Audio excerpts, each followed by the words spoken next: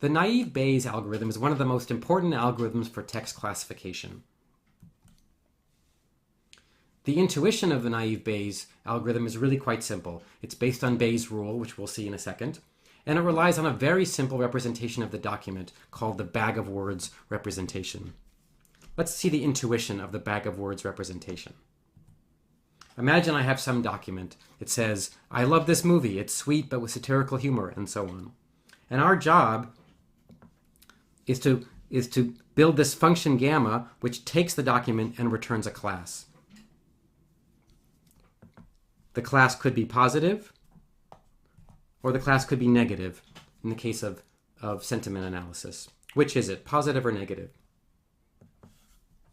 In order to solve this task, one thing we might do is look at individual words in the document, like love or satirical or great. We might look at all the words, and in some kinds of text classification, we're going to look at all the words. We're going to look at every single word. And in other cases, we'll look at just some subset.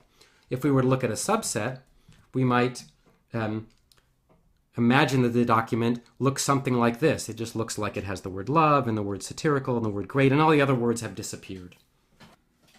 Whether we use a subset of words or all the words in the document, the bag of words representation loses all the information about the order of the words in the document, and all we represent about the document is the set of words that occurred and their counts. So for example, for the previous document, we might represent the document as just a vector of words, great, love, recommend, laugh, happy, and for each one a count. Great occurred twice, love occurred twice, recommend occurred once. And again, we can keep all of the words in the document, and we'll often do that, or we can keep just some of the words in the document if we have an idea that some of the words are particularly indicative cues. So the idea of the bag of words representation is that we're going to represent our document just by a list of words and their counts, and throw away everything else about the document, which order the words occurred in, what font they were in, anything else. And our function gamma, our classifier, will take that representation and assign us a class, positive or negative.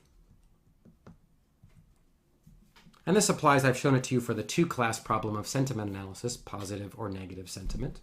But this applies for all sorts of document classification tasks. So I might have some document I need to classify into a different computer science topic because I'm building an online library of computer science papers, or I'm giving advice on computer science topics. So I have some text, some document here with words like parser or language or label or translation, and I want to know which aspect of computer science it should go in so I can file my paper automatically. And a good text classifier should automatically figure out that that's a natural language processing paper. So that's the intuition of the naive Bayes classifier.